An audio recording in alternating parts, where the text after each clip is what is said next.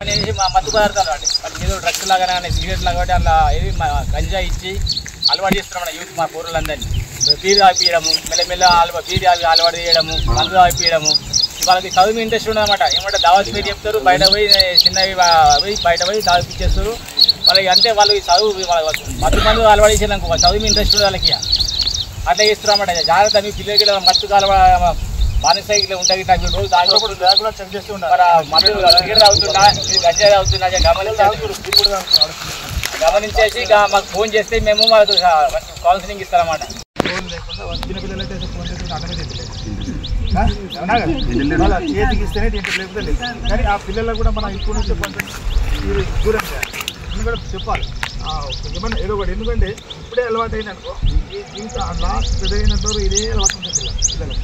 కాబట్టి కొంచెం కొంచెం లేదంటే ఏదో ఒకటి జర దూరం పిల్లలకు కొంచెం అలవాటు చేస్తే బాగుంటుంది. ఇంకోటి ఈ మన ఆడపిల్లల విషయం వచ్చేసి ఆడపిల్లలు ఎవరైనా కానీ మనం ఇప్పుడు మీరు పని చేస్తే పొద్దున్న నుంచి సాయంత్రం దాకా మీరు పని చేస్తూ ఉంటారు.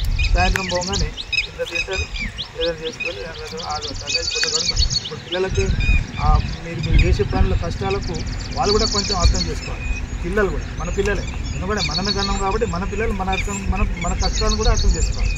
మనం కష్టపడుతున్నాం, వాళ్ళకు చదివిస్తున్నాం, మనం చదివిస్తున్నాం, వాళ్ళు చదువుకుంటే మంచిది. ఒకవేళ మధ్యలో ఏదైనా తెలుసో తెలియని ఏజ్లో ఏదో చిన్న చిన్న ఏమైనా పొరపాటు చేసినాము ఎట్లా ఉంటుంది? బాగానే ఉన్నారు మన పిల్లలు, వస్తువులు పోతురు, స్కూల్కి అయితే బాగా మంచిగానే పోతారు. ఇప్పుడు రేపు స్టార్ట్ అయినా కాలేజ్ పిల్లలు కానీ పోయేటప్పుడు మాత్రం మంచిగానే పోతారు. మన ఇంటికి 9 గంటలకు పోతారు. సాయంత్రం మళ్ళీ 4:30 5 గంటలకు కష్ట టైం మాత్రం కాలేజ్ పిల్లలు మాత్రం వస్తారు. మనం ఏమంటాం ఏ పిల్లలు బాగున్నారు, మా పిల్లలు అందరూ మంచిగా చదువుకొని పనోడు అనుకుంటాం. కానీ వాళ్ళు బయట చేసే పని మనకి తెలియదు.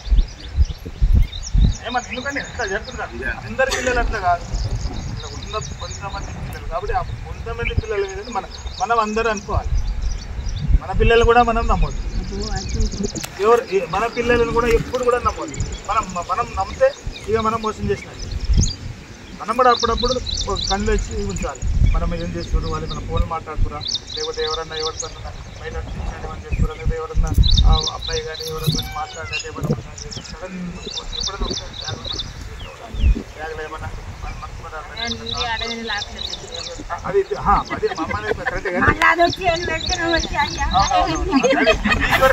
కానీ ఎవరన్నా కొంచెం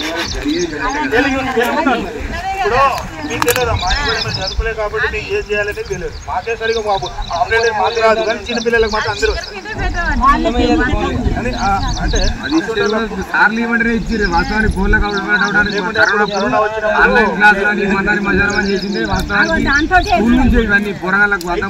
పిల్లలు ఏం చేస్తున్నారంటే అటువంటి దాంట్లో ఏదో పైసలకు కానీ లేకపోతే ఏదైనా వస్తువు కానీ లేకపోతే ఏదైనా పండు రూపం కానీ ఏదో అటాచ్మెంట్ ఎవరైనా ఇస్తే తొందరగా తీసుకోవడం చిన్నపిల్లలు కానీ ఎందుకంటే మనకు తెలియదు కదా ఎవరు ఇంట్లో ఏముంది అని.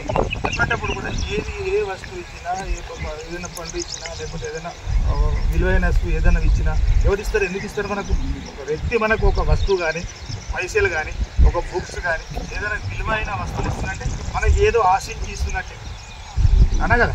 ఇప్పుడు ఎందుకు ఇప్పుడు మనకు ఎదుటోడు మనకి ఇస్తున్నట్టే ఎందుకు ఇస్తాడు? మనకు మన తల్లిదండ్రులు ఇచ్చిందే మనం కూడా అనుకోవాలి ఎందుకు ఇస్తాడు. ₹1 ఖర్చు పెట్టాలంటే మనం వెనక ముందే అవుతాం. కాబట్టి అది కూడా ఆలోచించి పిల్లలకు ఏది ఇచ్చినా ఎవరైనా కానీ 100% ఒక అమ్మ నాన్న తప్ప వేరే వ్యక్తి కానీ చుట్టాలు కావచ్చు, మామ కావచ్చు, మేనమామ కావచ్చు, ఎవరైనా కావచ్చు, పక్క ఇంటిలు కూడా కావచ్చు, ఎవరిని నమ్మేటట్లు మీరు ఈ సమాజం అయితే పిల్లలకు అప్పుడప్పుడు చెప్తూ ఉన్నారు. ఎవరితో ఎంత మాట్లాడేది కూడా మాట్లాడారు.